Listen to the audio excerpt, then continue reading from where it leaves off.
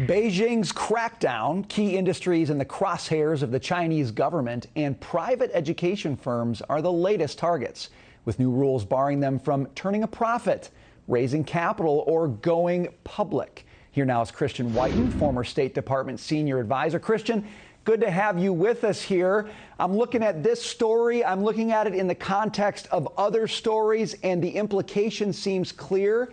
Anything that threatens the authority of the communist regime is going to get crushed eventually in China. Your thoughts on that? I think you're right, and it's somewhat amazing. So you have Chinese companies that were going public on New York, raising capital through an initial public offering and availing themselves of Western capital as a result of that. China basically saying that you can't do that anymore. They haven't done it directly, but the people they've gone after, the squeeze they've put on people has that implication. So we saw this recently with Didi, the ride-hailing application that went public in New York, now faces severe fines and a possible order to delist. Now more recently with these education companies. Part of that is about preserving Hong Kong and Shanghai and trying to force Chinese companies to do business there. Part of it with this most recent interaction with these companies is to basically turn the screws on education companies because they're not as much under the control of the Chinese Communist Party as Beijing might like. Yeah, I mean, that's it with education. Education always, legitimate education, always creates the possibility that somebody's not going to go along with the preferred message, in this case, of the Communist Party. So it doesn't surprise me that they're going after education institutions. But as an investor, somebody looking at China for business, at this point, is there any industry that you can say with certainty isn't eventually going to come under the thumb, under the control of the communist regime, Christian?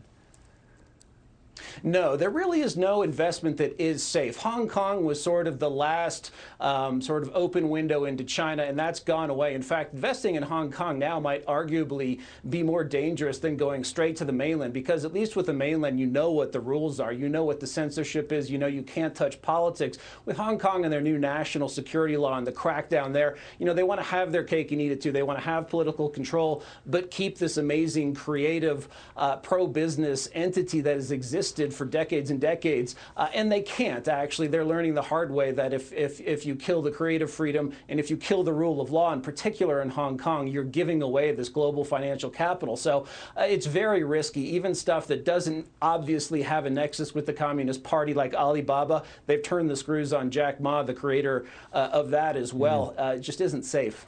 Christian, for years, the question has been, can China do this thing where they've got strong political control, but they've got the trappings of capitalism? It looks to me at this moment like the communist regime has made a choice, and they've said, we're willing to kill the buds of capitalism that we had in this country, even if it means economic meltdown, because Xi Jinping and the regime care more about political control at the end of the day. Have we seen the pendulum swing? Have we seen a shift? Is this going further in the direction away from capitalism in China? It is, but it's not yet going away from the direction of wealth, which is a problem. I mean, China does present this competing model to the United States.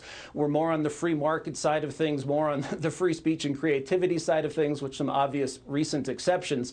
But the last year has enriched China dramatically, which is somewhat shocking since coronavirus emerged from China, whether it came from a lab or whether, as I believe it did, or whether it came from a wet market. And through this, because of just the amount of manufacturing and exporting they were able to do, and through this recent glut of U.S. aggregate demand stimulated by our government handouts and spending. So they're in a very good financial position right now. Now, I don't think that'll last over the very long term, but yeah, they are going with a model that involves a large degree of political repression, and anything that involves making money and markets comes way second. Look, if you're thinking about putting money into China, operating there, sourcing from there, you got to know, you got to look at what's happening here with private education, other industries.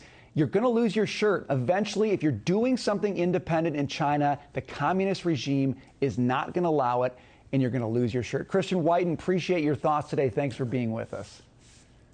Thank you. Hey, Sean Hannity here. Hey, click here to subscribe to Fox News YouTube page and catch our hottest interviews and most compelling analysis. You will not get it anywhere else.